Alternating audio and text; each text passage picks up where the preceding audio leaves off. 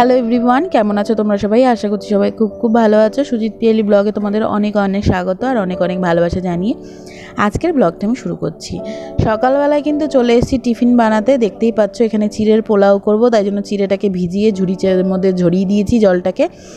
আর কেটে নিয়েছে আলু আর গাজর, আর সাথে নিয়েছি অল্প পেঁয়াজ। গ্যাসে কড়াইটা বসিয়ে দিয়েছি। কড়াইটা কিন্তু অনেকটাই গরম হয়ে গেছে। দিয়ে দিয়েছি অল্প পরিমাণে তেল, যেটা কিনা তোমাদের দেখে মনে হতে পারে অনেকটা। দিয়ে দিচ্ছি হচ্ছে মৌরি ফোড়ন, যার যেরকম কোয়ান্টিটি অনুযায়ী তেলটা দিতে হবে, তাই না? দিয়ে দিচ্ছি এখন, যেহেতু মৌরিগুলো অনেকটা ভাজা মানে পুড়ে এসছে, তাই জন্য পেঁয়াজটা দিয়ে দিচ্ছি। পেঁয়াজটা তোমরা চাইলে নাই দিতে পারো, পোলাওতে সেরকম একটা মানে অ্যাকচুয়াল যেটা পোলাও আর কি গোবিন্দভোগের চালের, সেটাতে তো পেঁয়াজ যায় না, কিন্তু চিড়ের পোলাওতে আমার মনে হয় একটু পেঁয়াজ দিলে ভালোই হয়। আর এখানে লঙ্কা কুচি দিয়ে দিলাম, কাঁচা লঙ্কা কুচি। আর লঙ্কাগুলো যা ভীষণ পরিমাণে ঝাল যে তোমাদেরকে কি বলবো, তাই জন্য দুটো তিনটে লঙ্কা কুচিয়ে দিয়েছি, বেশি দিইনি। আর এই এখন দিয়ে দিচ্ছি পেঁয়াজটা যখন হালকা একটু কালার চেঞ্জ হচ্ছে, তখনই দিয়ে দিয়েছি হচ্ছে আলু আর গাজর। এর মধ্যে আলু, বিনস, গাজর এসব সব কিছু দিয়ে ভাজলে কিন্তু আরও টেস্টি হয়। তো আজকে আমার কাছে অ্যাভেলেবেল সবজি বলতে এটাই ছিল, তাই জন্য দিয়েছি।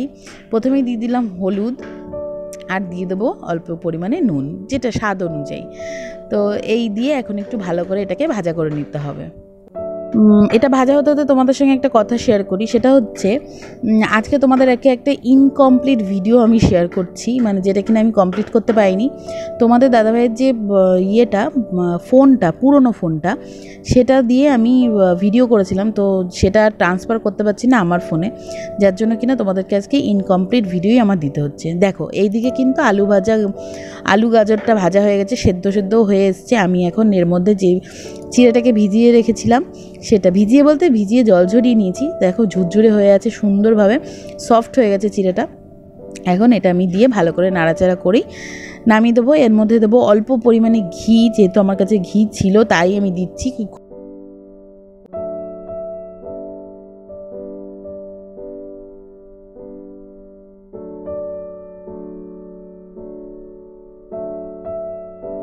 ঘিটা দিয়ে নাড়াচাড়া করে মিশিয়ে নিয়েছি। নিয়ে এখন চলো খাবারটা বেড়ে নিচ্ছি। বেড়ে তিনজনে মিলে খাবারটা খেয়ে আসি। তোমাদের দাদাভাই আবার বেরোবে, তার আগে কিনা খাবারটা দিয়ে দিই, কারণ অনেকটা দেরিও হয়ে গেছে, 10টা সাড়ে 10টার মতো বেজে গেছে। আর আখিও স্কুল থেকে চলে এসছে, ওই জন্যই 10:30 11টা নাগাদ আমাদের টিফিন খাওয়া হয়। টিফিন তো খাওয়া হয়ে গেছে, এখন চলে এসেছি আবারও রান্নাঘরে রান্নাবান্নাগুলো সারতে। আর তার আগে তোমাদের দাদাভাই এখন দুধ নিয়ে এসছে, বললো একটু দুধ চা করো, অনেকদিন যাবত দুধ চা খাওয়া হয় না, এই আনন্দে। তো যাই হোক, আর এদিকে মিস্ত্রি দাদাদের জন্য আমি একটু র চা করবো, কারণ কিনা ওনারা প্রথম দিনকে এসেই বলেছে যে আমাদের কিন্তু র চা দেবেন, দুধ চা দেবেন না, কারণ এত রোদে ওনারা কাজ করে। তো আর চৈত্র মাস বুঝতেই পারছো, প্রচুর পরিমাণে রোদ আর সেরকমই গরম, তার জন্য ওনারা আগের থেকে যেহেতু বলেছে, আর সেজন্য ওনাদেরকে দেবো না, কারণ দিয়ে অন্যের শরীর অসুস্থ করে কোনো লাভ নেই, তাতে আমাদেরও সমস্যা হবে, ওনাদের তো হবেই। তাই জন্য চা বসিয়ে দিলাম, এখন চাটা করে নিই। এদিকে চা করতে করতে কিছু বাসন হয়েছে। একটা টিফিন খাওয়ার পরে যে এত বাসন জমেছে কি বলবো, পুরো বেসিনটা আমার ভর্তি হয়ে গেছে। তাই জন্য ভাবলাম না, দাঁড়িয়ে থেকে লাভ নেই, চাটা হতে থাকুক, ততক্ষণে আমি বাসনটা মেজে নিই। এর আগের কয়েক মাস তো কোনো রকম কাজ ছিল না, মানে কিছুই ছিল না, শুধুমাত্র কোনো রকম একটু রান্না আর গিয়ে ওই ঘরে বিছানার ওপর। তাই জন্য এখন যেরকম এই যে ওনাদের জন্য একটু চা করছি, নিজে রান্নাবান্না, তারপরে এই যে ঘরে জল দেওয়া, এই যে জিনিসগুলো, এইগুলো করতে কিন্তু এখন বেশ লাগছে। মানে কাজ না করলে যে মানুষের কি হয়, আমি এই কটা মাসে মানে হাড়ে হাড়ে টের পেয়েছি। যাই হোক, মিস্ত্রি দাদাকে চাটা দিয়ে আসলাম, এখন জায়গাটা ভালো করে মুছে নিচ্ছি। আজকে তোমরা জানোই আমি একদম ইনকমপ্লিট একটা ভিডিও রেডি করছি, জানি না কী হবে। আর এদিকে অনেকটা চা বেঁচেছিলো জানো তো, কিন্তু ভেবেছিলাম হয়তো পরে একটু গরম করে দিতে পারবো, কিন্তু এই চাটা ছেঁকে রাখার পরেও এত পরিমাণে কালো কেন হয়ে গেল আমি জানি না। তোমরা যদি কেউ জেনে থাকো কেন এরকম কালো হয়ে যায়, তাহলে পরের দিন থেকে বেশি করে করবো না। আর পরের লাস্টে চাটা ফেলেই দিতে হয়েছিল। এখন ভাতটা বসিয়ে দিলাম, আর এখন অনেকটাই রান্নার কাজ আছে, যেটা কিনা তোমাদের সঙ্গে শেয়ার করতে পারিনি। যেটুকুনি যাই এই ফোনটাতে যতটা আমি ভিডিও করেছিলাম, সেই ঠিক ততটাই ভিডিও করছি।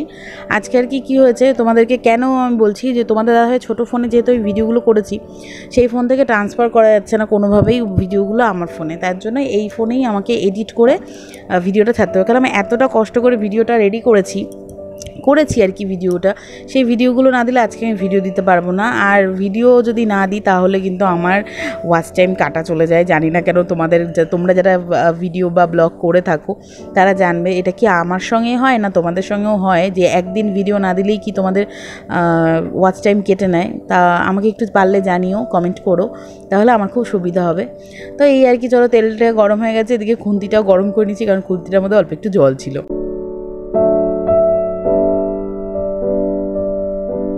এই মাছগুলো জানো তো কাঁচা রাখলেই হতো। আগে না আমরা মানে প্রচুর মাছ এরকম এনে রাখতাম, যে ধরো 1 সপ্তাহ ধরে মাছ খাওয়া হবে।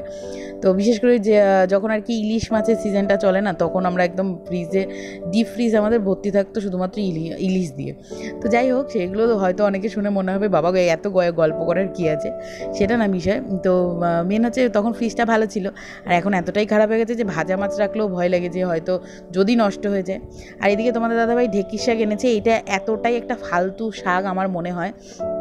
অনেকেই আছে ভালোবাসে, কিন্তু তোমাদের দাদাভাইয়ের ভালোবাসার মধ্যে তোমাদের দাদাভাই একজন খুবই পছন্দ করে এই ঢেঁকি শাক। কিন্তু এত লস হয় আনলে, দেখো শুধুমাত্র একটু একটু ডগাগুলো পড়ে আর বাদ বাকি সব ফেলানো যায়।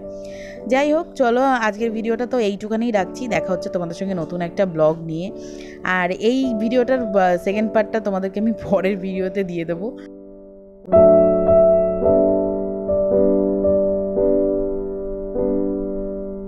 আজকের এই ইনকমপ্লিট ভিডিওটা তোমাদের কেমন লাগলো সেটা কিন্তু জানাতে ভুলো না। তো যাই হোক, চলো তো তোমরা ভালো থেকো, সুস্থ থেকো, আর সকলকে ভালো রেখো।